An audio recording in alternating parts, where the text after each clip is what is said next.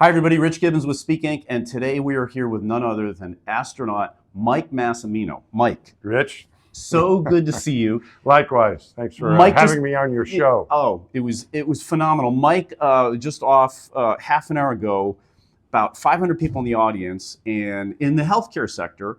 For those out on the intertubes that are not, they're living in a cave, they don't know your backstory, give them a 20-second CV on you. Former NASA astronaut, a New York Times best-selling author. I'm an engineering professor at Columbia. I do a fair amount of TV commentary, including a recurring role as myself on The Big Bang Theory. Yeah. Well, and if you are a broadcast media maven, you've probably seen this guy talking about space shuttle missions, eclipses. You were on for the Equinox recently. Yeah. I like doing TV, trying to spread the word and help people understand things that are going on in space, what it's like, and also some science-related astronomy things every once in a while too. And I think we were talking earlier, one of the reasons why this guy keeps getting invited back by CBS, NBC, the major networks, is you are extremely fluent in the realm technically, but you're having a good time with it. And I love doing it. Yeah. No, I discovered, Rich, when I became an astronaut, they give you media training. And they give public speaking training. I didn't know. And yeah, they do have this acting coach. Bill Wallace was his name. I highly recommend him. I don't know if he's still doing this sort of thing. This was a long time ago. But I noticed that I enjoyed telling the story of what we were doing, which is part of our job. But I really enjoyed that, maybe more than most people in the astronaut office. So so I enjoyed doing it, and I would get opportunity. It was NASA that had me do like I was still with NASA when I went on the Late Show with David Letterman and The Big Bang Theory. Even that role started when I was still a NASA astronaut. So I discovered that I enjoy doing those things and explaining. I thought what we were doing was really cool, and I like talking about it. So I think that helps not only with the keynote speaking, but also with the TV things you're talking about going on Today's Show and so on, which I really enjoy. And there's an old chestnut about how do you know if the engineer you're talking to is an introvert or extrovert? How's that? The extrovert, when they're talking to you, they stare at your shoes. Oh. So you have a natural proclivity to it. You enjoy it. I mean, you clearly are having a good time with it. Yeah. No, it's not a burden for me to do it. I truly enjoy doing it. So there was so much content. I was scribbling notes, and the vibe in the room was hilarious to hear. I heard laughter louder in there than I have in stand-up comedy clubs. I mean, you got that's because they're not expecting me to be funny. Well, and that kind of surprise. However, it really worked, and I feel like the takeaways for leadership, teamwork, innovation, they were all so directly applicable. And the thing that I think the audience really appreciates is that you're coming from a pedigree of achievement. There's a high degree of selectivity. So when you're giving your observations around, I love the bit about the leader needing to be, everybody makes mistakes. Oh yeah. And if the leader flogs the whipping boy, you need to be, your door needs to be open, and you need to accept it.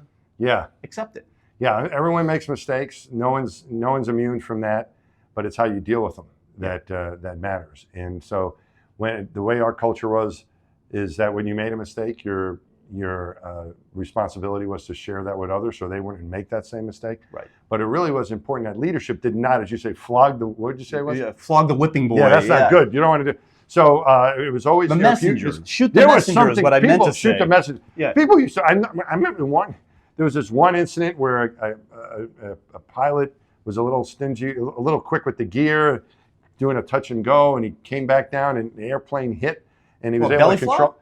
Sort of, yes. He a wing hit, and then he was able to get it off the ground, but he did some damage to the airplane, but he didn't get killed. But he shared that with us, and it was like, well, if it can happen to him, it can happen to us. And so you made sure, after hearing that story, I never forgot it. That hey, we're not getting the gear up until we're really, you have your two positive, you're climbing, and you've got whatever, you have these two indications at least to know it's time to get the gear up, for example. So that happened early on, and it happened to a very experienced pilot, and it was no foul. In fact, you were kind of applauded for for admitting things. It made me think maybe I should mess something up so I could get Yeah, credit for Have it. the- But I have didn't have to invent anything, Rich. It happened naturally a few times in my career. Case in where point. I had to, confess everything in front of the group. Right. Well, I love the story about the. Mike was talking about how if you screw up, kind of open the kimono and say, don't do like I did because I botched this. Yeah. And the pilot, you told the story about the pilot who deviated from the runway and there were rocks and grass up in the landing gear, but he didn't tell anybody. No, and the repercussions were pretty obvious. You can get, that's when you would get in trouble because then the thought was you can't be trusted. Right. When that happens. And trust was so important with us. So as long as you came clean, as long as and when you admit it, it's also when you're, one of the stories I didn't tell was how I got help to get through a swim test, to go through water survival training when I first started. And the idea was that everyone's going to get through this test. And so if you were able to help, I went to remedial swimming lessons with my classmates. So we had some really good swimmers. We had some Navy qualified divers and other people that were comfortable in the water. And the few of us, most of us that couldn't swim grew up in the Northeast, I noticed. I don't think we swim as much. That's not true. But it was me and another New Yorker that didn't know how to swim very well. But we got help from our colleagues. And it was as much as your responsibility to help others as it was to admit when you needed help. And sometimes it's easier to say, oh, let me help you with this. I'm good at this. But what happens when you're not good at something? You need to admit that as well, because what mattered is the mission. Right. And if you were struggling, if you were having trouble with something, it was going to affect the mission. And that was what was most important. That's more important than any of whatever your personal issues are. You had to get over that and say, okay, I need help. Right. Please help me. And there's plenty of help to be had, and no repercussions for needing help. Right. Another takeaway. We got to get him in a. There's a car service is waiting in the driveway. The meter's running. We're okay. The takeaway on innovation and how leaders and teams need to harvest all of the life experience and perspective from the whole team. And there's so many great takeaways, but the one that I loved was you were talking about being on the Hubble telescope. You're extracting 4 bolts, one won't come out. Yeah. And then they sort of mock up. You talked about one of the guys at Mission Control looking at this and thinking, what would I do in my garage? Yeah, that's right. And he came up, he would use brute force to break this thing. He was the guy. Jim Corbo, if you're out there, Jim, thank you. He forever has my gratitude. He and a bunch of other people sprang into action, but it was Jim that first came up with that idea. Right. If I could just snap it off. And so I think, Rich, I might still be thinking about that. If we didn't have if Jim wasn't working that day and wasn't part of our team, I don't know if anyone else would have come up with that idea. And I think we wouldn't be getting all the great discoveries that came out of the Hubble through that one instrument. And I'd still be sitting here miserable thinking, no, 30 seconds of regret, I would have moved on. Let your mistakes pass. That's one of the things I learned, 30 seconds of regret and then move on. But I don't know if I would have ever figured it out on my own. So that was a great solution. That's going to be the last one. So in the body, the body of philosophy around Stoicism, that you can get too emotionally wrapped up in things. And when you were talking about that 30 seconds of, who was it, Eileen Collins that gave you that? It was C.J. Sturkow. Okay. Yeah, C.J. Sturkow. Through my friend Megan McArthur. But I got a second hand. When you're feeling that self-loathing, give yourself 30 seconds. 30 seconds. Beat yourself up for 30 seconds, but don't spend 3 days. No, don't spend more than that. And it's okay. You have to realize you're going to make mistakes, and you don't want to make mistakes, but it's going to happen. Right. And your team needs you to continue to be part of the team. Right. So for the sake of the mission and the team, and maybe your mental health too, don't beat yourself. You can't. You didn't have to. You have to move on. But how do you move on from making a mistake? Because I would tell people would tell me, move on. Let it go when you make a mistake. But the 30-second rule that I learned, easier said than done. Easier said than done. But what's made it easier for me is the 30-second rule that I learned from my crewmates there. That when you make a mistake, it's okay to be mad at yourself, but cap the aggravation with yourself and your remorse. Cap it at 30 seconds. So beat yourself up. Internally call you. Don't vocalize anything. You'll scare people. But just just say, how can I have made this mistake? This was a really silly thing to do. And how could you have done that? You should have thought about this or that, or whatever it might be. Just beat yourself up. Call yourself every name you want to call yourself.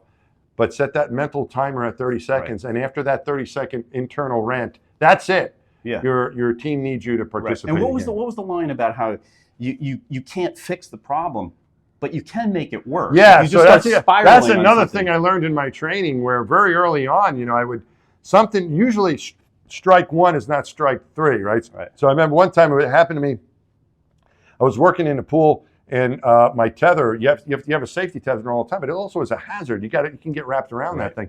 And I had it around my leg, and instead of the right thing to do would have been to ask for help from my spacewalking buddy, but I'm going to, now I made this mistake. Now I'm going to fix it myself, right? So I started moving around to try to clear it myself. Next thing you know, it's going like around my neck, and it was like I had a big spider web, and then I had to get help. And I was a rookie, so the experienced spacewalker was Jim Newman. He was astonished at how badly I entangled myself. It's like, this is quite an achievement. And it took a few minutes to get me unstrung there, and then we were able to move on. And he said, he asked me what happened, and I told him how, I tried to fix it myself. And he goes, you have to learn Hoot's Law. This guy, Hoot Gibson, was the chief of the astronaut office at one point. He said, no matter how bad things are, you can always make it worse. Right. And that's what it is. You think you're going to make it better, I'm going to rush. No. You just don't make it worse. Right. And let's get help when we need it. And, admit to what happened and fix it. Know when to enlist air support. Get help right away is usually the rule. Don't try. Just don't make it worse, because you can make it worse. It can always get worse. Well, thank you for just an amazing program, and the combination of comedy with, people were at rapt attention, and then they were howling with laughter, and it was just such an engaging program. But the direct applicability, the other thing you mentioned was this technique, this thought, this approach can not only work in your professional endeavors, but also your personal life. Yes, I mean, but the idea of having something that you care for and admire about everyone on your team as being a key to leadership, and the people need to know that you care about them, admire them.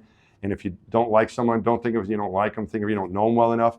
Get to know them and have that good thought in your bank of good thoughts, so that when something happens that might not be great, before you act on that bad thought, go and take a withdrawal.